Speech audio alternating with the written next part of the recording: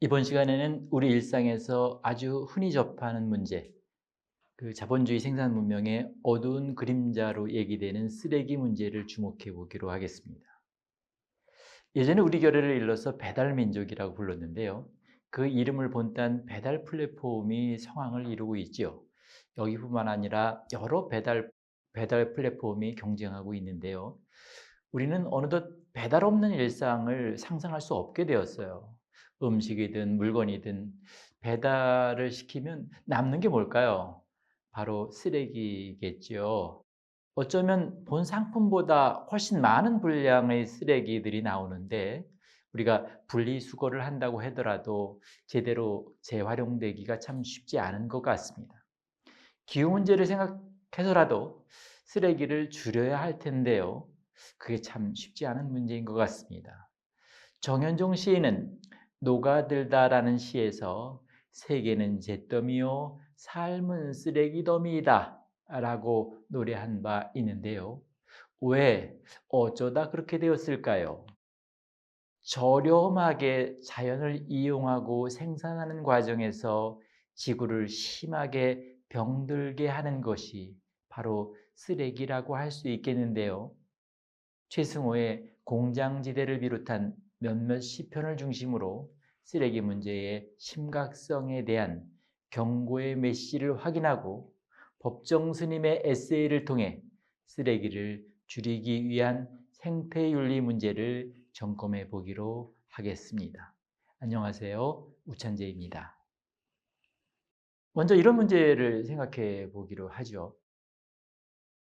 여러분도 아마 많이 보셨겠지만 미켈란젤로는 이 여러모로 조각으로도 그렇고 미술 작품으로도 그렇고 정말 르네상스기에 굉장히 대단한 그 천재적인 예술가였죠. 우리가 많이 본 피에타상, 다비드상, 최후의 심판 이러한 그 작품 등으로 르네상스의 절정을 이끌었다 이렇게 얘기해도 과언이 아닐 정도의 예술가가 바로 미켈란젤로인데요. 이 미켈란젤로에게 어떤 사람이 이렇게 물었답니다. 어떻게 선생님은 이렇게 아름다운 작품을 만들 수 있었어요? 너무 놀라워요. 도대체 이런 아이디어, 이런 상상력이 어디서 나온 걸까요? 이렇게 질문했을 때 미켈란젤로의 답은 의외로 아주 명료했다고 합니다. 간단해요. 대리석에서 불필요한 부분을 모두 깎아내면 되니까요. 이렇게 대답했다는 거예요. 그러니까 미켈란젤로가 보기에 대리석을 딱 보면 거기에 피에타상 같은 형상이 그 대리석 안에 보인다는 거예요. 그래서 거기서 보이는 피에타상 부분만 제외하고 나머지 대리석을 끌과 정으로 이제 깎아내었다는 거죠. 이 이야기에서 사람들은 대개 불필요한 부분들을 깎아낸 결과인, 그러니까 불필요한 부분을 깎아내고 남은 것, 그 결과가 바로 잘 빚어진 조각품이겠죠. 그 말씀드린 피에타상이라든지 이런 것들, 그런 조각품의 미학성에 관심을 갖고 또 그전에는 원 대리석에서 그 속에서 그, 그, 그 형상을 투시할 수 있었던 예술가의 창발적 안목에 흥미를 보이게 합니다. 어떻게 나는 아무것도 안 보이는데 저분의 눈에는 그게 그렇게 잘 보일까? 나도 그랬으면 좋겠다. 그런 생각할 수 있겠잖아요. 그죠? 그런데, 이제 조각을 했어요. 미켈란젤로가 그랬죠. 불필요한 부분을 끌과 정으로 떼어내서 없애버렸다 그랬잖아요. 그렇게 깎아내 버려진 대리석 파편들은 어떻게 되었을까? 어디로 갔을까? 하는 문제도 생각해 볼 수 있겠는데요. 바로 쓰레기가 되는 삶들이라는 책을 낸 지그문트 바우만 같은 이가 그런 경우일 겁니다. 바우만은 미켈란젤로의 그 발언에 이렇게 반응합니다. 르네상스의 전성기에 미켈란젤로는 현대의 창조를 이끌게 될 기율을 선포한 셈이다. 쓰레기의 분리와 파괴는 현대적 창조의 비법이 되었다. 이렇게 얘기합니다. 쓰레기의 분리와 파괴는 현대적 창조의 비법이 되었다. 여분의 불필요한 쓸모없는 것을 잘라내버림으로써 아름답고 조화로우며 만족스럽고 좋은 것들이 나타나게 된다는 것이다. 이렇게 쓰고 있는데 바로 이 쓰레기의 분리와 파괴, 쓰레기가 이제 분리되고 쓰레기가 아닌 것으로부터 아까도 이제 그 조각 작품으로부터 대리석 파편들이 분리되잖아요. 분리되면서 이것이 이제 우리 환경을 파괴하고 그럴 수 있기 때문에 쓰레기의 분리와 파괴는 현대적 창조의 비법이 되었다라고 얘기하는데요. 우리가 이제 조금 더 시간을 거슬러 올라가 생각해 보면은요, 우리가 이제 이렇게 근대화되고 도시화되고 이러기 이전의 삶을 생각해 보면 그때는 자원의 순환이 굉장히 자연스러웠고요. 그만큼 쓰레기가 많지 않아도 되었어요. 가령 이제 이 농업을 주로 하는 농촌 같은 경우를 생각해 보면은요, 인간이 땅으로부터 얻은 씨앗과 거름을 땅으로 보내고 또 더 많은 곡식을 거두어 먹고 살았는데, 가령 우리가 이제 배추를 생각하면은요, 김치를 담그고 남은 쓰레기가 있으면 그것이 다시 밭으로 들어가서 거름이 되어서 다시 이제 배추나 무를 생산하는 데 도움을 주는 쪽으로 해서 이렇게 순환이 되잖아요. 그죠? 그렇지만 근대 이후의 생산은 사정이 달라집니다. 자원의 순환고리는 불가피하게 끊어질 수밖에 없었지요. 예컨대 자동차를 타다가 더 이상 탈 수 없게 되면 폐차를 할 수밖에 없겠죠. 폐차를 하면 아무리 고도의 기술을 발휘한다고 하더라도 원래의 자연 상태로 되돌릴 수 없는 쓰레기가 반드시 남게 되겠죠. 그리고 그 폐기물을 처리하는데 상당한 비용을 지불해야 돼요. 그죠? 아니, 많은 비용을 지불한다고 하더라도 지구는 그 쓰레기들로 점점 병들어가고 인간은 환경 문제를 심하게 고민하지 않으면 안 될 처지가 됐어요. 그래서 아까 그 책에서 바우만은 이렇게 말하는데요. 쓰레기는 모든 생산의 어둡고 수치스러운 비밀이다. 다시 한번 반복하겠습니다. 쓰레기는 모든 생산의 어둡고 수치스러운 비밀이다. 이렇게 말하고 있습니다. 그런데 말입니다. 그런데 그 어둡고 수치스러운 비밀은 이제 더 이상 비밀일 수 없게 되었어요. 비밀로 치부하면 할수록 탈나고 겉으로 드러나는 문제가 되었지요. 그래서 전 지구적으로 쓰레기 문제를 해결하기 위한 다양한 노력들이 진행되고 있는 실정인데요. 여러분도 아시다시피 굉장히 다각적인 정책적인 노력이나 과학기술적인 해법들이 동원되고 있어요. 그렇게 이제 과학적으로, 정책적으로 쓰레기를 처리하는, 그래서 폐기된 쓰레기를 처리해서 뭐 재활용도 하고 또 이렇게 다른 자원으로 활용도 하고 이러는 것도 물론 중요하지만 그에 못지않게 그러니까 이제 정책적이고 과학적인 목뿐만 아니라 우리가 시민으로서, 한 사람의 시민으로서 또는 시민 공동체가 감당해야 될 몫도 많이 있다는 생각을 우리는 해볼 수 있어요. 그래서 이 쓰레기 문제와 관련한 시민윤리의 확산이 중요하다, 이런 생각을 해볼 수 있겠는데요. 발생된 쓰레기를 재활용하거나 처리하는 문제 이전에 이전에 쓰레기를 덜 배출하게 된다면 생태적으로는 물론 경제적으로도 이득이 크기 때문입니다. 뻔한 말이지만 일단 엎질러진 물은 다시 주워 담기 어렵습니다. 쓰레기를 감량하기 위한 시민윤리는 여러 측면에서 접근할 수 있겠지만 그중 문학 상상력을 통한 접근 방안은 문화적으로 의미심장할 수 있겠습니다. 자연스럽게 감성적으로 접근하면서도 일상생활에서 시민의 덕성을 실천할 수 있는 윤리적 지혜를 제공할 수 있기 때문입니다.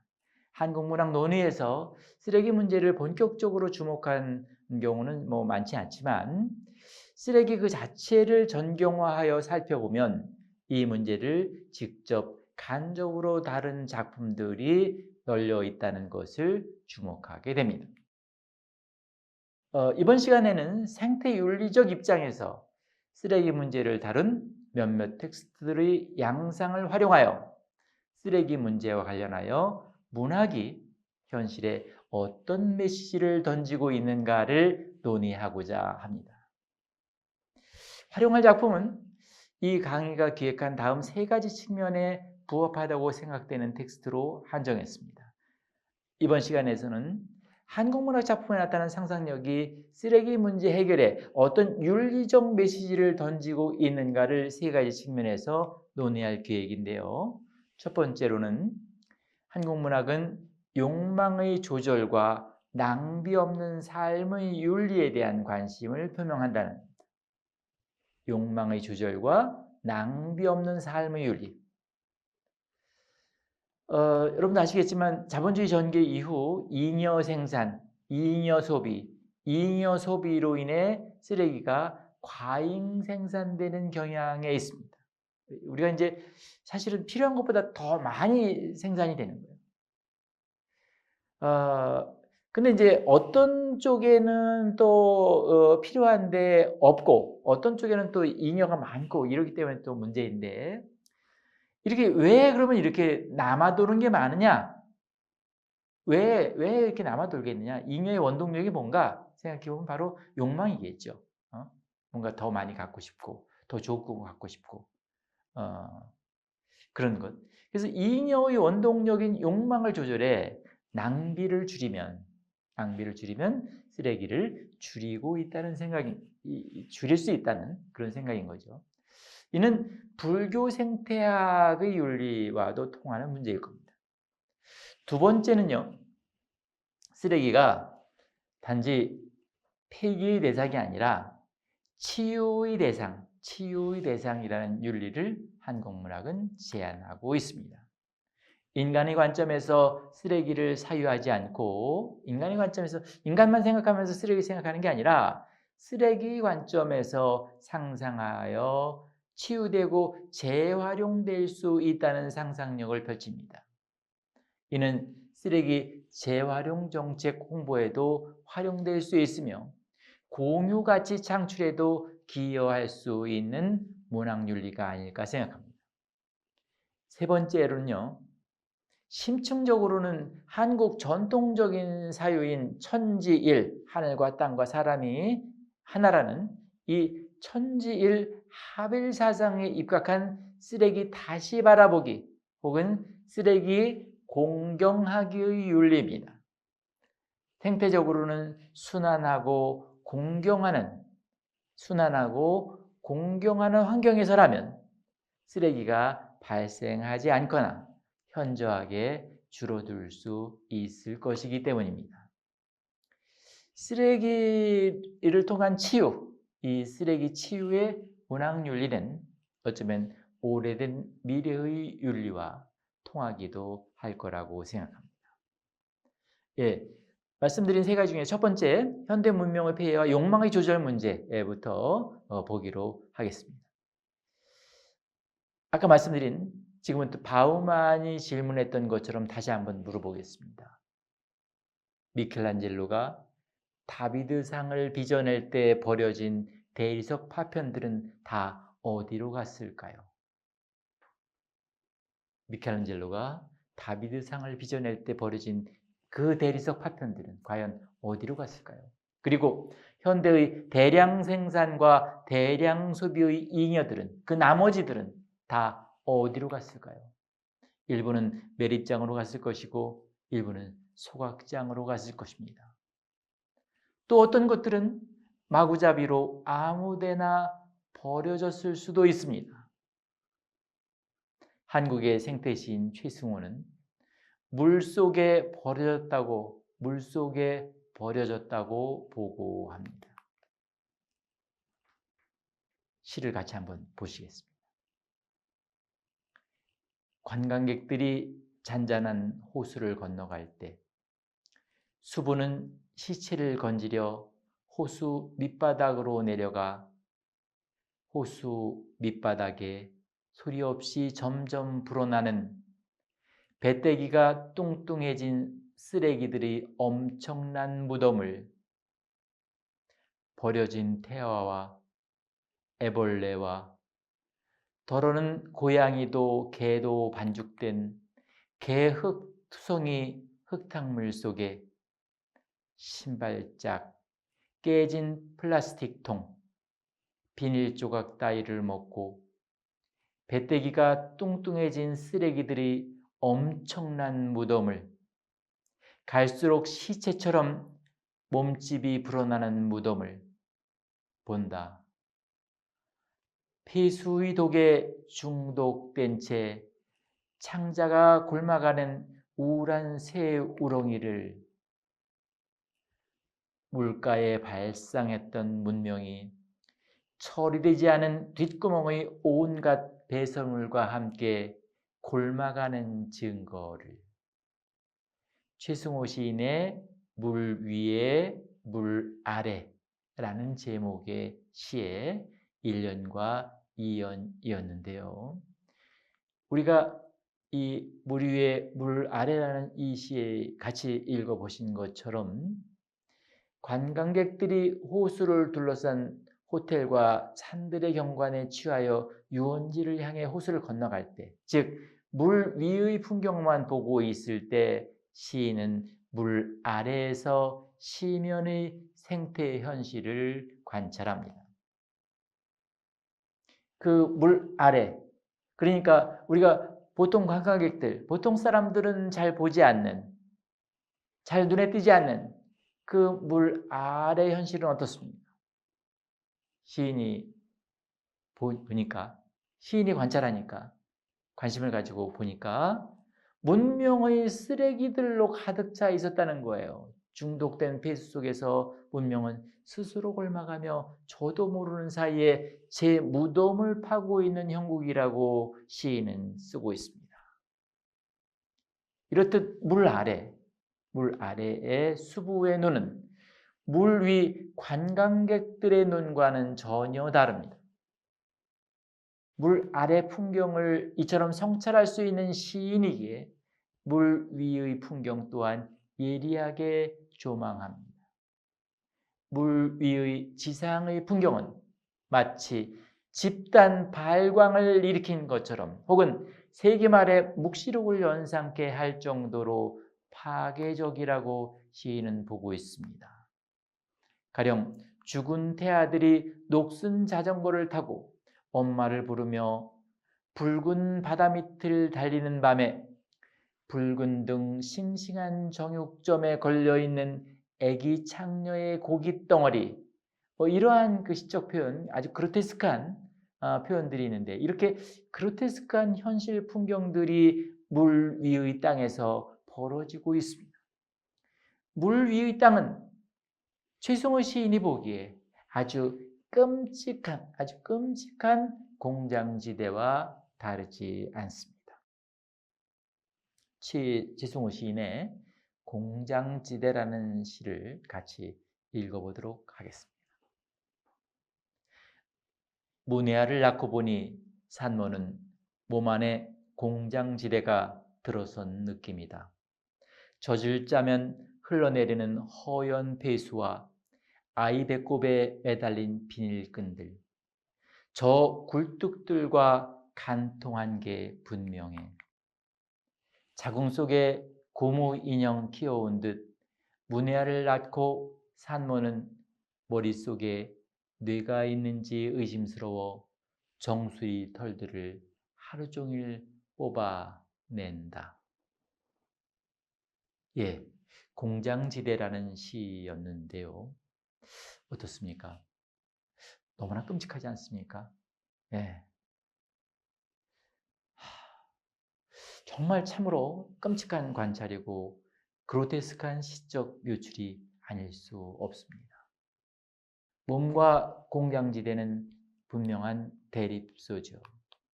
그 안에 배꼽, 비닐끈, 자궁과 고무인형, 그러니까 배꼽과 비닐끈, 자궁과 고무인형 이런 불행한 대립소들이 들어있고 이 어울리지 않는 대립소들의 조합으로 몸은 굴뚝과 간통한 형국이 되고요. 그 결과 산모는 그만 문해아를 낳게 되고 얼마나 끔찍합니까? 젖은 허연 폐수처럼 흐른다고 했습니다. 인류 문명의 폐해가 끝까지 진행되었을 때 혹은 결코 머지않은 미래에 몸 안에 공장지대가 과감히 상륙하고 몸은 공장지대의 식민지로 전락하여 몸의 미래, 인류의 미래를 보장받을 수 없다는 인식 아니겠습니까? 이 인식 얼마나 끔찍합니까? 그죠? 공장지대에서 죽음의 암세포는 매우 빠른 속도로 번집니다. 그 어느 곳에서나 죽음으로부터 자유로울 수 없습니다.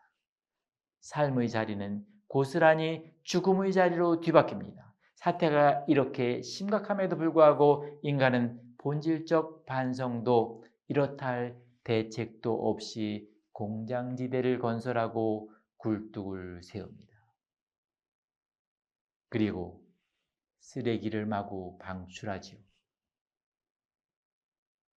인간의 몸을 관통하고 관통하는 굴뚝은 몸 밖의 공장지대의 환유이지만 그건 역시 인간의 몸만의 욕망에서 나온 것임을 시인 최승호는 간파합니다.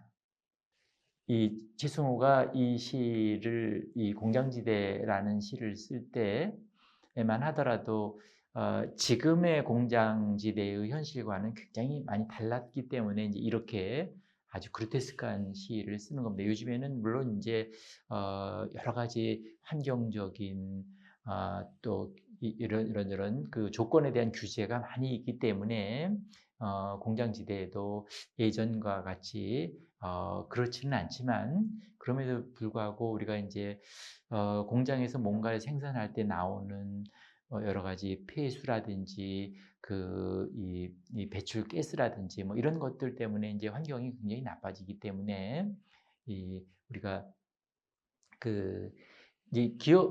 우리가 어떤 공장에서 물건을 생산할 때 가능하면 비용을 적게 들여서 생산하려고 하기 때문에 환경 비용을 지불하지 않고 그러면 이제 공장지대가 이렇게 될 수밖에 없는 것이거든요. 근데 이제 요즘에는 여러 가지 환경부나 이런 쪽에서 많은 것을 하기도 하는데 어쨌든 이런 최승호 시인이 공장지대에서 이렇게 비판적으로 경고한 모습에 대해서 우리는 좀 경각심을 늦추지 않아야 될 필요는 분명한 것 같아요. 우리가 이제 생각해 본 것처럼 최승호는 반생명적이고 반생태적인 문명 현실과 자본주의 생태를 비판적으로 조망하면서 쓰레기 문제를 전경화합니다. 쓰레기 문제를 비롯한 여러 생태 문제가 인류 문명 전체 혹은 지구라는 유기적 생명 공동체 전반에 위기를 가져올 것이라고 경고하죠. 특히 세속적 문명의 살 풍경과 그것을 야기하는 인간의 무정부적 욕망과 욕망의 환각 상태를 집요하게 비판합니다. 생태학적 전체성이 훼손된 타락한 운명 현실을, 그러니까 이제 생태학적 전체성이 훼손됐다는 것은 이제 아까 말씀드린 것처럼 어떤 것들이 이제 자원이 자연스럽게 자연에서 이게 순환되어서, 그러니까 땅에서 나왔다가 인간의 몸을 거쳐서 다시 땅으로 들어가고 이렇게 자연스럽게 순환하면서 버려지는 것도 또 따로 쓰레기로 이렇게 매립되는 것도 없는 그런 것들이 자연스럽게 이루어지는 것이 생태학적인 전지성이죠. 그런데 이제 이것이 훼손되면 그런 자연스러운 순환 원리가 깨지고 땅이 병들어가고 강물이 오염되고 뭐 이렇게 해서 또 북극 기후가 올라가고 그러면 북극이나 남극 쪽에 빙하가 녹아내리고 뭐 이런 식으로 이제 지구가 나빠지잖아요. 이제 그런 문제에 대해서 얘기를 하는 겁니다. 생태학적 전제성이 훼손된 타락한 문명 현실을 비판하는 그는 환의 현실을 멸하기 위해, 그러니까 좀 거짓된 뭔가 환각에 빠진 그런 현실을 멸하기 위해 역설적이게도 환의 현실에 더 깊숙이 틈피해 들어가는 그로테스크한 시적 담론을 묘출합니다. 무슨 얘기냐면 우리가 본 공장지대, 물 위에 물 아래, 이게 시인이 어떤 사람이 보기엔 그럴 거예요. 너무 과장한 거 아니야? 그죠? 그럴 수도 있잖아요. 그런데 왜 그렇게 거의 판타지 같은 그런 과장을 했을까? 만약에 그게 과장으로 보인다면 그것은 더 과장해서라도 있을 수 있는 그러한 불안한 현실을 미리 예비하고 대비하고자 하는 그런 시적 전략일 수 있다는 거죠. 그것을 통해서 환멸의 파토스의 실현회로 이루고자 하며 그 과정을 거쳐 허, 무, 공 이런 허, 무, 공의 우주를 응시한다고 얘기할 수 있습니다. 타락한 생태 현실과 그 기저에 도사리고 있는 타락한 인간 욕망에 대한 비판과 반성에서 선적인 투시와 직관에 이르고 있는 그의 시편들은 현대 운명에 대한 대안명제의 수사학이라고 얘기해도 좋겠습니다. 최승호 시인이 상상하는 대안세계의 모습은 이러한데요.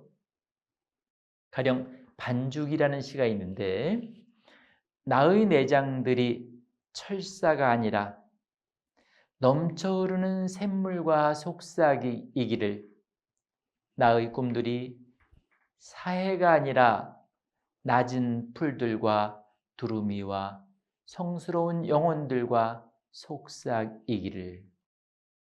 이렇게 반죽이라는 시에서 이렇게 얘기하고 있는데 욕망을 조절한 상태에서 신생을 위한 발효를 소망하는 것이죠. 반죽에서도 그랬듯이 발효라는 시에서 시인은 바란다 형태의 소망의 형식으로 신생의 기획을 도모합니다. 무랑저수지로 가는 길가의 팻말을 얼핏 보았을 뿐이다. 그 저수지에 물의 법이, 무랑의 도가 아직도 순환하고 있기를 바란다. 그 저수지에 왕고를 헤치며 다니는 물뱀들이 춤처럼 살아있기를 바란다. 그리고 물과 진흙의 거대한 반죽에서 흰 갈대꽃이 피고 잉어들은 쩝쩝거리고 물 오리떼는 날아올라 발효하는 숨결이 힘차게 움직이고 있음을 내 마음에도 전해주기 바란다. 예, 같이 보신 것처럼 물과 진흙이 어우러진 반죽에서 흰 갈대꽃이 피고 잉어와 물오리 떼들이 힘차게 살아 움직이기를 바란다고 했습니다. 그 발효하는 숨결이 화자의 마음에도 전해질 수 있기를 바란다고 했지요. 물 아래에서 수부가 관찰한 죽은 물의 생태 현실과 공장지대에서 문해아를 낳은 산모가 바라본 물 위의 죽은 생태 현실이 이런 모양으로 다시 태어날 수 있기를 시인은 간절히 바라는 것입니다. 상실한 생태학적 전체성의 회복을 향한 강한 소망의 형식이 아닐 수 없겠습니다. 지금까지 시인 최승호의 어떤 그 시적인 것을 통해서 이 쓰레기 문제와 관련한 인간 욕망의 조절 문제를 살펴봤는데요. 여러분 잘 아시는 이제 스님 중에서 법정 스님, 돌아가신 법정 스님이 그 무소유를 강조한 글도 많이 쓰고 그러셨죠. 이제 승려 에세이스트 법정 스님은 소박하고 진솔한 언어로 쓰레기 문제에 대해서 논의를 했는데요. 마하트마 간디의 영향을 받은 법정은 무소유의 철학을 강조했습니다. 인간이 필요 때문에 물건을 소유하게 되지만 그 소유 때문에 인간은 집착하게 되고 자유롭지 못하게 된다고 했지요. 무소유를 통해 영혼의 자유와 해탈을 추구하고자 했던 법정은 적은 것의 지혜에 대해 말합니다. 될 수 있는 한 적게 보고 적게 듣고 적게 먹고 적게 입고 적게 갖고 적게 말하는 습관을 들여야 합니다. 그래야 참으로 볼 것, 들을 소리, 또 살아야 할 삶을 챙길 수 있습니다. 그렇게 할 때 업의 덫에 걸려들 확률이 줄어듭니다. 이것은 소극적인 삶의 태도가 아니라 지혜로운 삶의 선택입니다.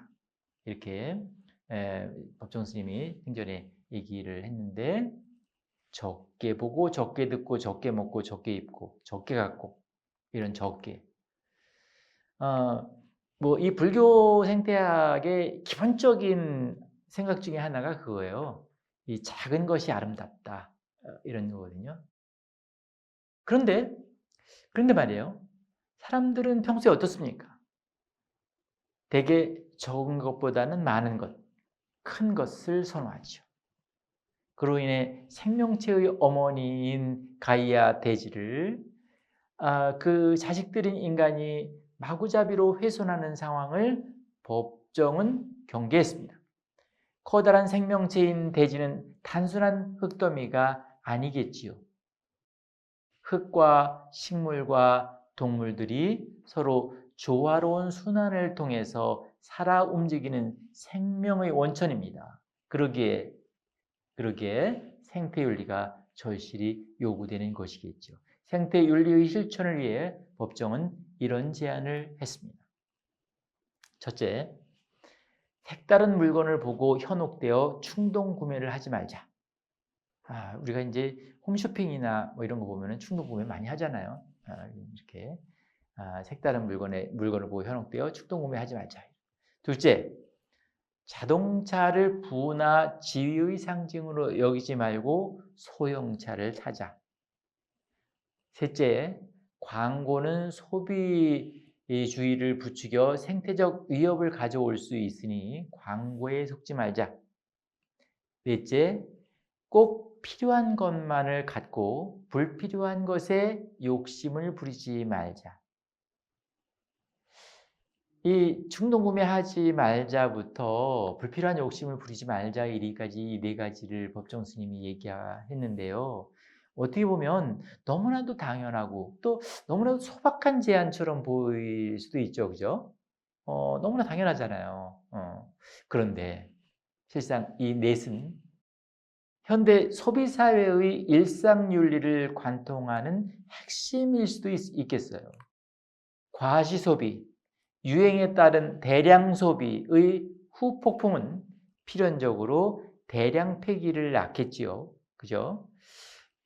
욕망의 조절로 쓰레기를 줄이고 자연과 인간을 동시에 살릴 수 있어야 한다는 것을 생각하면 이 당연하고 소박해 보이는 이 제안이, 법정 스님의 제안이 참으로 지당한 제안이다 하는 생각을 할 수도 있는데요.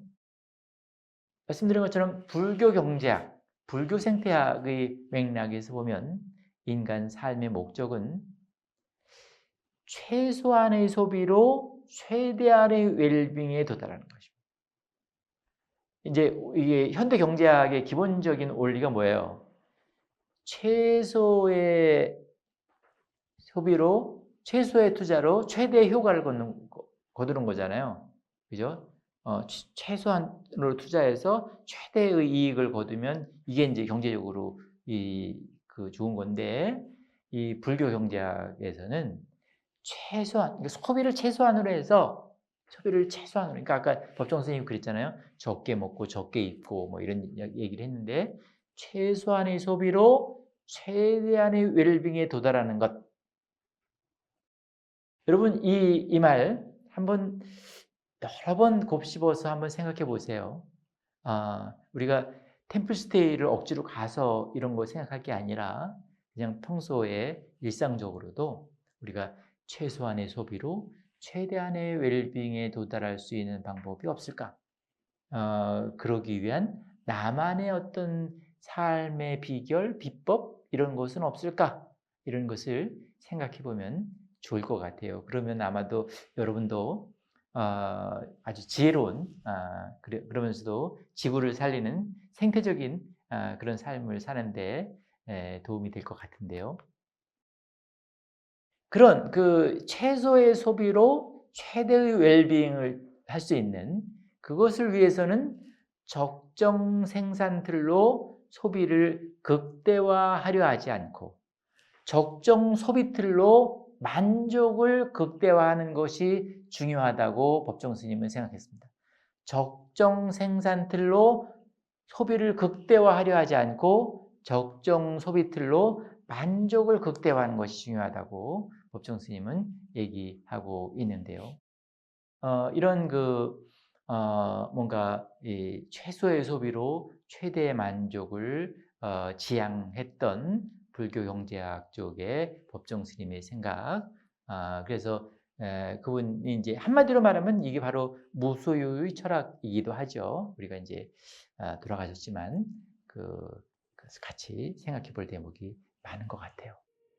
이번 시간 정리하겠습니다. 최승호의 물 위에 물 아래, 공장지대 등에 나타난 쓰레기 현상, 그 그로테스크한 풍경을 분석하고 그 대안세계를 위해 욕망의 조절 문제를 어떻게 성찰해야 하는지 살펴보았습니다. 환멸의 풍경을 거두고 생태적 대안세계를 지향하기 위해서는 욕망을 조절하여 낭비 없는 삶을 추구하는 윤리가 요청됨을 확인할 수 있었습니다. 이는 최소한의 소비로 최대한의 웰빙을 모색하는 불교 경제학의 지평과도 통합니다. 어떻습니까, 여러분? 최소한의 소비로 최대한의 웰빙, 그런 게 가능하겠습니까, 실제로? 지구와 인류가 지속 가능하기 위해서는 가능하면 뭐든지 다 해야 한다고 말하는 사람들이 많은데요. 실제로 그런 상황이거든요, 지금.